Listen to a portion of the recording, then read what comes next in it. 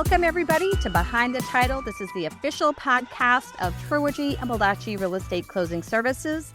I am one of your co-hosts, Bobbie Grenier. I do not have my co-host, Jessica, with me today, but I do have Shannon Esty, who is one of our title attorneys here with Trilogy and Baldacci. Say hi, Shannon, and introduce yourself. Hello, I'm Shannon Esty. I am a real estate attorney. I just joined Trilogy and Baldacci last year. I have 16 years of experience practicing in real estate, working in private practice for title companies, as well as with underwriting. I worked as an underwriting attorney for one of the larger title insurance companies here in Maine before joining Trilogy. Today, we're talking about transfer on death deeds in Maine. So let's start it really simple. What is a transfer on death deed? There was a whole overhaul in Maine, the probate code in 2019. And as part of that, Maine's legislature adopted the Uniform Transfer on Death Deed Act. A transfer on death deed is what it sounds like. It's a deed where the owner of a property grants to someone who's a beneficiary the property, but the transfer does not happen until that transferor's death. So it's a recorded deed where the person says, when I die, the property immediately transfers to this person or persons. Why were transfer on death deeds even created?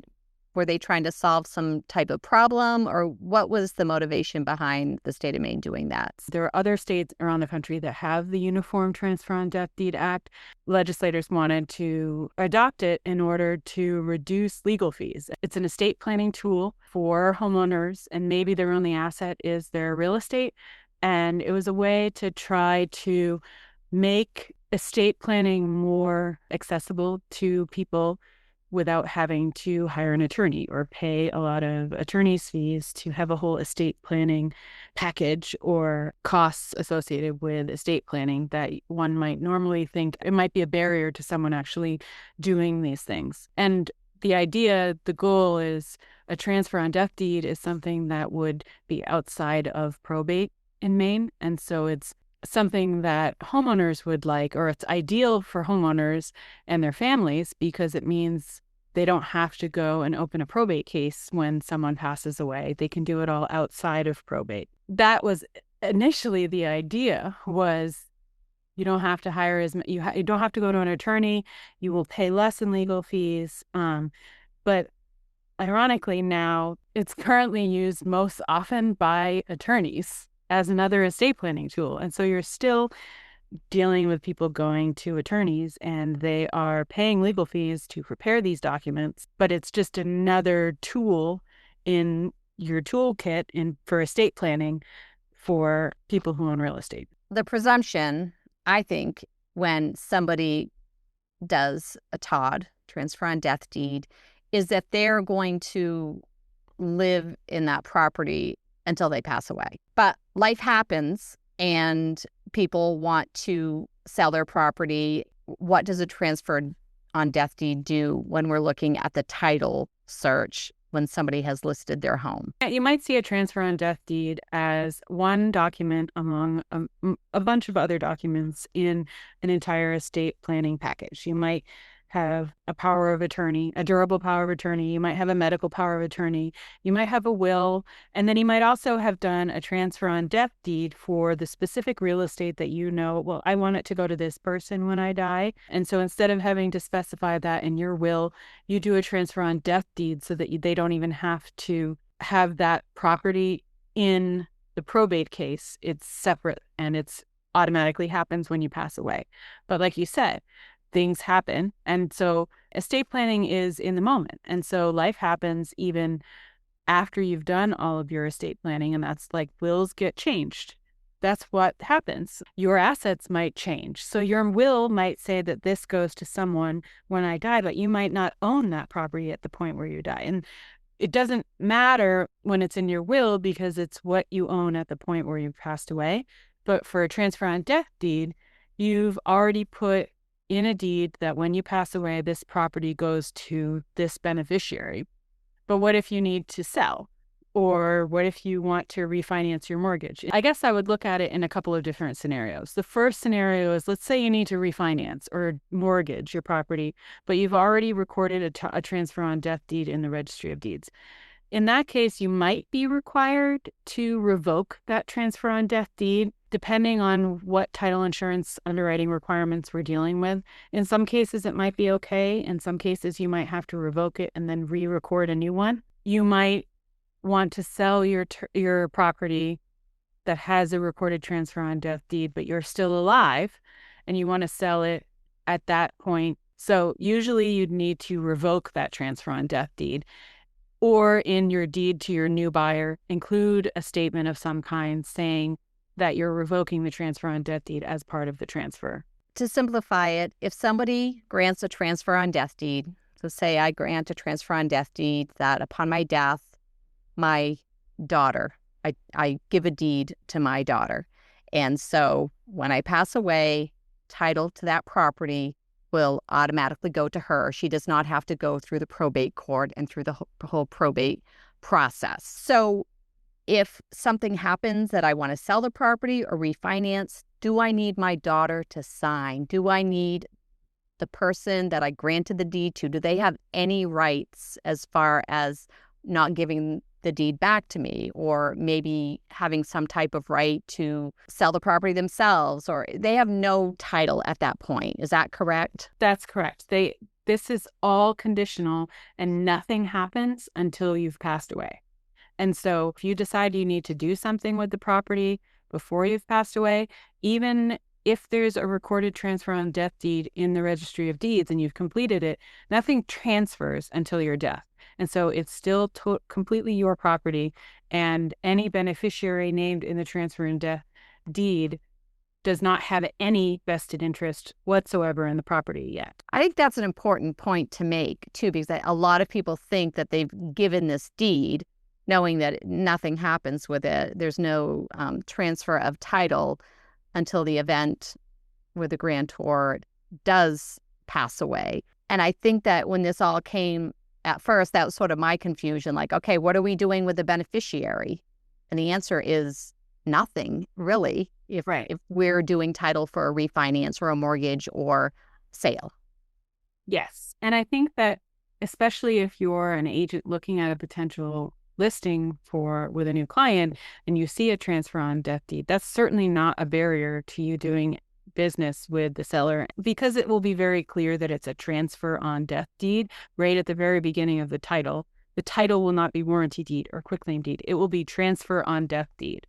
So it's different from other estate planning tools with deeds where, like, you might see a parents granting to themselves and their child as joint tenants, so that when they pass away, it automatically goes to the child. The child then already immediately gets an interest in that case. In this case, it's different because the transfer of interest doesn't happen until the person has passed away. It's important to see that maybe there might be a couple of extra steps when you're selling in terms of revoking it if you're still alive, but it doesn't take effect until after you've passed away. So to your point earlier, part of the motivation of enacting the transfer on death deed in Maine was to help people not have to incur the legal fees and sometimes the time period of going through probate.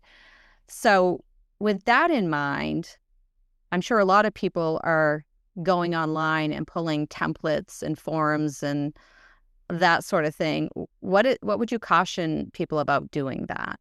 Yeah, so I mean, one of the unique things about transfer on death deed statute in Maine is that there is a transfer on death deed form written right into the statute. And so you may see people, and we've seen this already, printing out just the statute and completing it and recording that. And sometimes that works. It usually doesn't, mostly because it's still a deed and the deed still has to comply with the basic requirements for the construction of a deed. It has to have a grantor and a grantee. It has to have the language. If you're printing the form off, you've got all the language, but it also has to be notarized. I would caution people mostly because there are a lot of different circumstances in estate planning that you have to consider. And sometimes a transfer on death deed is not the ideal type of document or instrument that you want to rely on. And that's why in a perfect world, the idea was to reduce legal fees and allow for you to not have to go to an attorney for everything. But oftentimes, estate planning attorneys have a lot more information about what might be the best option for you. And so this is helpful. And we'll talk about that because selling property as a beneficiary of a transfer on death deed is a lot more difficult than I think the legislature anticipated or the general public anticipated it would be because of some of the hoops that have to be jumped through that weren't necessarily considered and that we're still kind of working through. And it's already been 6 or 7 years since the statute passed, and we're still working through some of these problems now in the real estate industry here in Maine. I think it's a case sometimes different areas of the law bump up against each other. In this case, estate planning and probate are bumping up against title standards and real estate law. And I think that we're getting better to work it out. But at first, it was sort of like, okay, how are we going to deal with this because they're out there? Yeah, and I mean, it seemed like on a super high surface level, it seems like a great option, and it is. It's a really good option for some people, but in very specific circumstances. But a lot of times, there are other scenarios that are more difficult. And I mean, if there are a lot of liens, if there are a lot of potential creditors, if there are interests between the parties that are possibly compromised or might have an appearance of undue influence or compromise, then it might unwind things and make the transaction a little bit more risky. Let's talk about powers of attorney and transfer on death deeds. What if somebody holds a power of attorney and as POA, they sign a transfer on death deed on behalf of mom and they grant it to themselves? What would happen then? So this is like our biggest problem at this point that we're dealing with. The only way that works is if the mom's power of attorney very specifically includes the authority to gift property, gift to the agent, and also specifically by way of a transfer on death deed. And so there's very specific language. It's evolving. I can tell you the Maine real estate section, title and section of the Bar Association, we're working on a title standard to address this because it's not clear. But essentially, in the same way that a transfer on death deed grants to someone, so you have to have the authority to act. A power of attorney is a very specific fiduciary relationship between a principal and an agent. And as an agent, or sometimes we call it an attorney in fact, if you hold power of attorney, you are bound by fiduciary obligations to whoever you are acting on behalf. So whether it's mom or dad, you're acting in their best interest when you're signing as their power of attorney on any document or doing any kind of actions that you take as their power of attorney. And so if you sign a transfer on death deed granting yourself the property when your principal or who you are acting as power of attorney for passes away, you're gifting the property to yourself outside of probate and outside of the normal checks and balances that might have happened in probate regarding this kind of a transaction. It's the same kind of a scenario where we haven't talked about the Uniform Improvident Transfer Act, but there is something in Maine called the Uniform Improvident Transfers Act. And this is a presumption that if a grantor is over the age of 65 and there is a conveyance of property for less than fair market value, that there's a presumption that that person is being unduly influenced in some way. And in order to rebut that presumption, the seller get their own counsel, and an affidavit is usually signed saying that that person acknowledges that they are transferring the property for less than fair market value and understanding the risk, but they get separate independent counsel for that. That same thing would be triggered if you had a power of attorney signing a deed on behalf of mom to themselves, even if it was just a straight deed. The presumption of undue influence would be there if they didn't have the authority for this gifting. And so the transfer on death deed scenario is kind of like a loophole that we've now realized is a potential loophole and therefore problematic, because the authority has to be there for a power of attorney, and the Improvident Transfers Act would potentially also trigger as well. It's not as clear cut whether or not the Improvident Transfers Act would actually trigger, though, because the transfer doesn't happen until after the person has passed away.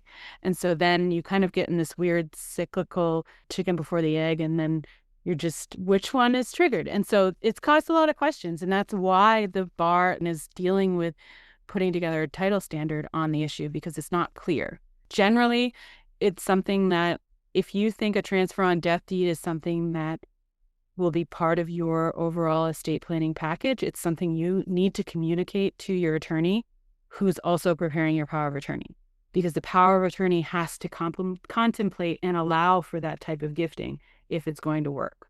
And just to clarify, the Improvident Transfer Act, and actually a lot of the things that we're talking about here, are to protect from financial elder abuse, or, family members or others taking advantage of somebody that's elderly and getting them to sign documents, or having a power of attorney and allowing them to sign documents and not fully understanding what they're doing or what they're giving up. There is a very specific provision in the Transfer on Death Deed Act that the transfer on death deed has to be recorded before the person passes away.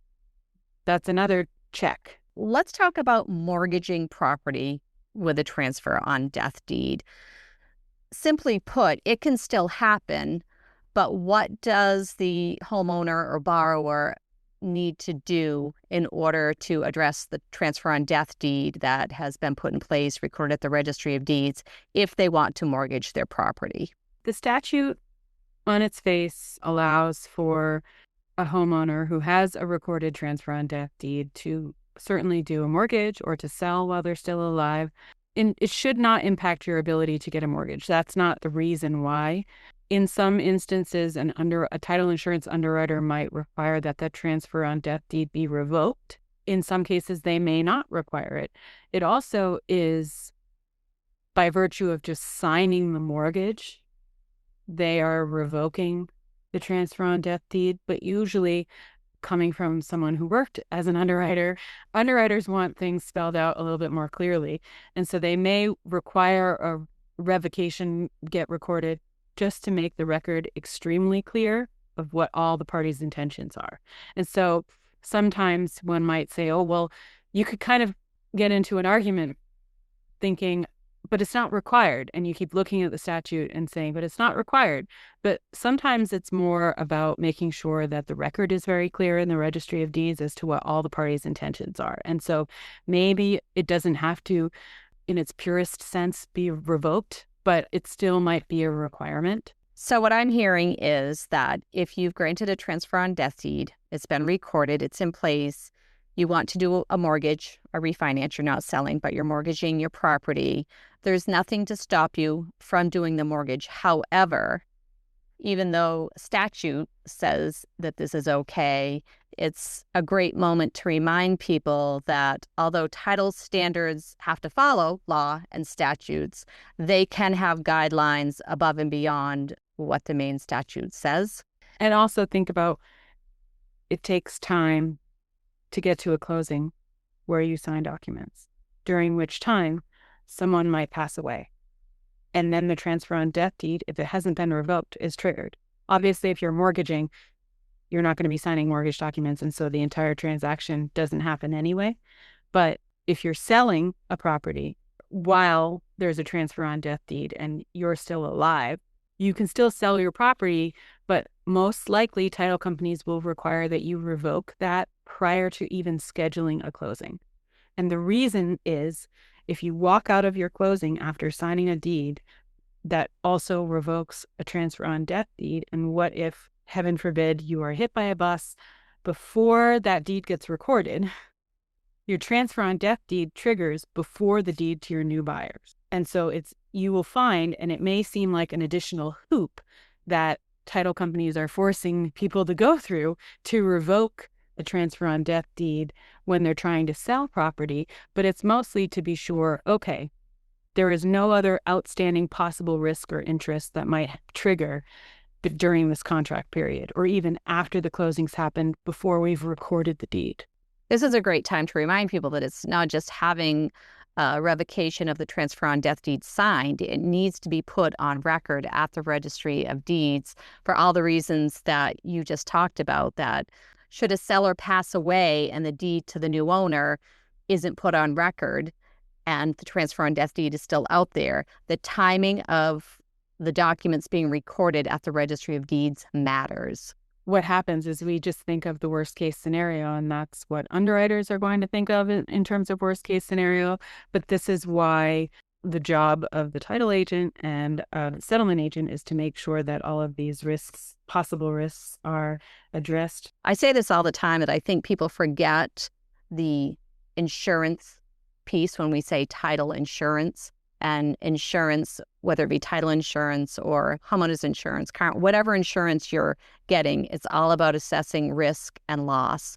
Title insurance is no different, and that's how they have to look at it when it comes to the transfer on death deeds. So if you are, let's talk about the beneficiary side. If you're a beneficiary on a transfer on death deed, the grantor of the deed does pass away, you automatically own the property, or is there anything additional that you need to do to have title fully vested in you? Yes. So when the grantor of a transfer on death deed passes away, the transfer is triggered. The way to establish that ownership is to record a notice of death in the Registry of Deeds. There's a statutory form written right into the law. It's a requirement, and that vests the title to you as of the date of death. So even if the notice of recording is later, the title is vested to you as beneficiary as of the date of death once that gets recorded. You can sell as a beneficiary. There are just a lot of hidden challenges, especially because it's a new process. What are some of the challenges? If you're selling as a beneficiary of a TODD, I would say right up front, and especially if you are listing a property, if your client is the beneficiary of a transfer on death deed, you're going to keep in your mind, when did the prior owner die, and has it been a year? And so if it has been less than a year, you're going to be faced with certain challenges. If it's been more than a year, you'll have less of those challenges to deal with. There is a really big misconception that if you have a transfer on death deed, you can avoid probate completely. That is not the case. That's not always true. And that's when this timing comes into play. So, and insurability, like we said, we talked about title insurance, and this is kind of where there are a lot of questions. And even 6 or 7 years after this statute being enacted, we're still dealing with these questions. We don't have all the answers because it's a relatively new. In the world of real estate and the law, 7 years is not a long period of time. That's a relatively, quote, new scenario. So if a real estate agent walked away from this podcast, what's the last thing that you would want to tell them, the last thing that you would want them to think about when their client either has granted a transfer on death deed, so it's out there, or if their selling client gained the property as a beneficiary of a transfer on death deed? Yeah. So if their client is the person, the transferor, and they have obviously not passed away at that point, then they shouldn't have any issues. They shouldn't have any issues selling. Most title companies in Maine are now used to seeing transfer on death deeds. They should not be a barrier or a delay whatsoever in terms of getting to closing and selling, just as another step. And if your client, as the seller, is a beneficiary from a TODD, my biggest takeaway is, when did that person pass away? That is going to influence the type of buyers and how quickly you can move and if you can close. If the goal of your beneficiary is to move it as quickly as possible and to sell the property as quickly as possible, the best bet, I would say, would be to look for a cash buyer. It's more likely to take on some of these risks rather than a finance transaction where you'll have a lender involved who will not necessarily want all of the additional risk, or might also end up requiring that a seller open a probate case And so if the goal is to have it sold quickly, you don't want to have to open a probate case. If the goal is to try to get the highest purchase price, that's different. If you have a seller who's willing to do the steps, and maybe we do have to open a probate case and that takes a little longer, but your purchase price is higher, that's another option too. It's not as simple as it appears on its face with a TODD that one person passes away, the family home automatically goes to the beneficiary, and then they can live there, they can sell it, they can do what they want. It's a little more complicated than that. Definitely. It's not always that you're dealing with a parent giving to their one and only child. There are a lot of different working move-in parts with families, and anytime you're working on any of these kind of transactions, knowing as an agent who you're working with and who's on speaking terms with who, can you even find this person, is going to be a really important piece. And the other piece would be, it would be important to know if that person lived in Maine or not. Did they die out of state? Because if they died outside of the state of Maine, then that triggers a whole other set of circumstances that you have to accomplish. We have covered a lot, and I'm not going to lie. Now I have a few more questions than I even had before we got started. So I think we need to do a probate episode. I think that would be awesome and really helpful to people. Well, thank you, my friend. I appreciate you coming on again and talking with me. Thank you for having me. We hope you've enjoyed this episode of Behind the Title, the official podcast of Trilogy and Baldacci Real Estate Closing Services with your hosts, Bobbie Grenier and Jessica Mung. Remember, this podcast is for informational, educational, and entertainment purposes only and not intended as legal advice. Please remember to follow and rate the show and share this episode with a friend.